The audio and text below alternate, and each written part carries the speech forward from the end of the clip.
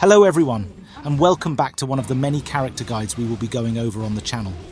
Today, we're going to be talking about one of the most recently buffed top laners, Urgot, and how to dominate the top lane effectively as him in Wildrift. Let's begin.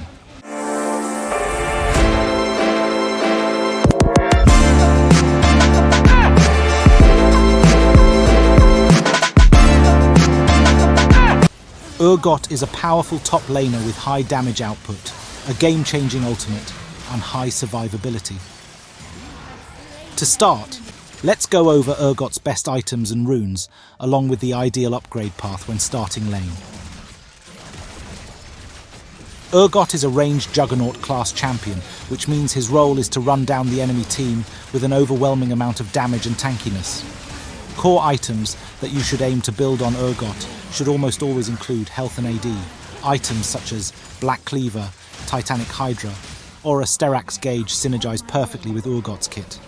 Situational items to consider for different matchups include Chemtank Chain Sword for anti-heal, Blade of the Ruined King for faster basic attacks, Maw of Malmortius for heavy magic comps, or an Edge of Night for comps that engage with hard crowd control.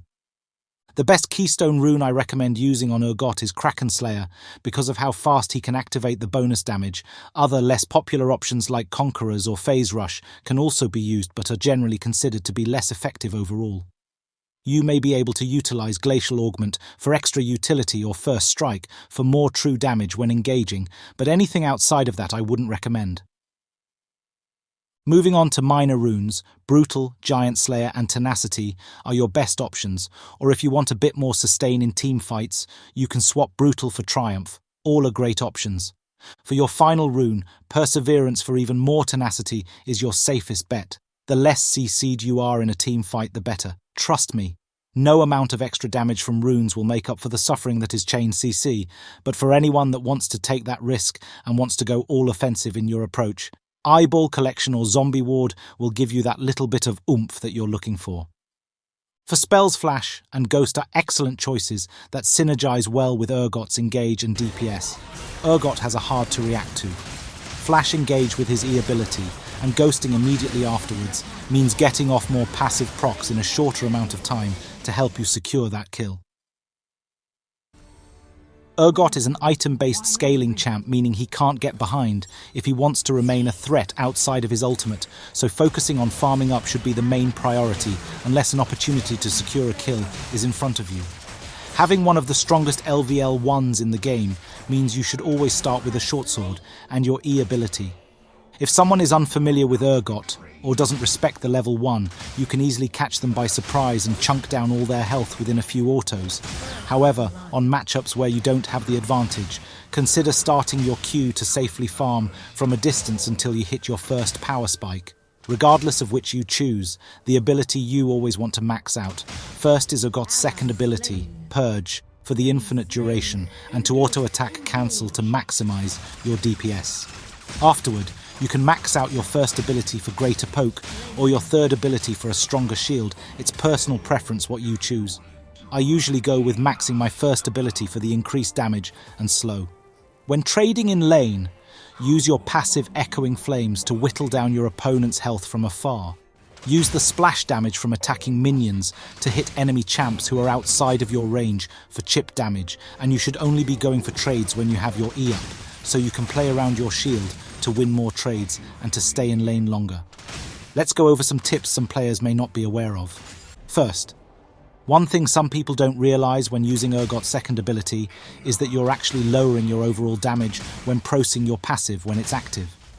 If you want to maximize the highest amount of damage possible when activating your passive, remember to just use normal autos. If you want to get multiple procs off as fast as possible, then use Purge. Just always keep in mind that you are trading damage for proc speed, so make your decisions according to what the situation calls for instead of thinking always using Purge to proc issuing flemses, what you're meant to do. This is where the Blade of the Ruined King can come in handy. It increases your attack speed to get off procs quicker and does current health on top of the max health damage of your passive. It also benefits off your second ability, so auto-attack cancelling is even more effective. If you're facing a high health comp, consider getting this as your second or third item. Now onto auto attack cancelling. Urgot shoots faster with Purge, but each individual shot still does less damage than a single normal auto. I can't count the number of Urgots I see just turn on their second ability and just let it run actively on a tower or enemy champion indefinitely, wasting tons of extra DPS in the process.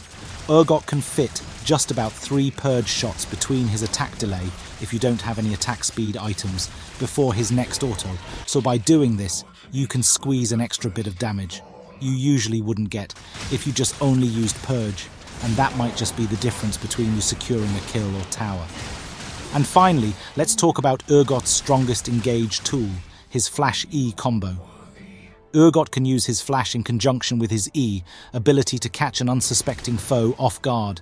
The distance travelled when using the ability is based on Urgot's position after the Flash, not before, so the timing is pretty forgiving. All you have to do is Flash immediately after, using your E to wherever you want your dash to end up at. This ability is hard to react to, and doing it out of a bush is a guaranteed flip.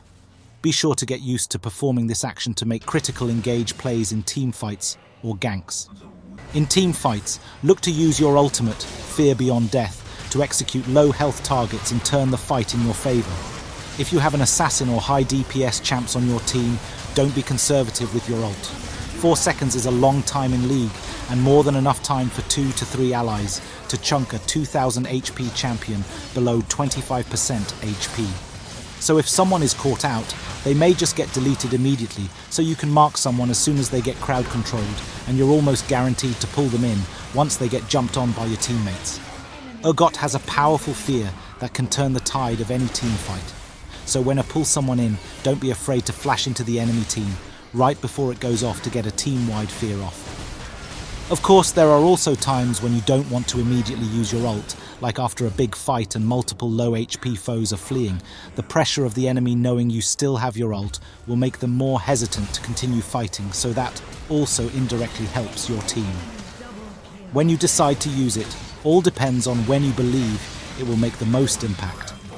Overall, mastering Urgot in the top lane requires good positioning, wave management, and decision making. The main skills that separate good Urgot players and bad ones are mastering his Flash combo, auto attack cancelling mid-fight, and ult management for the perfect fear proc. Get all these tactics under your belt and you'll be dominating the top lane in no time. And with that, we've made it to the end of the guide. Don't forget to like the video if you found something useful, and subscribe to the channel if you want to stay in the loop for more upcoming character guide videos. Comment down below who you'd like to see covered next. See you guys in the next one.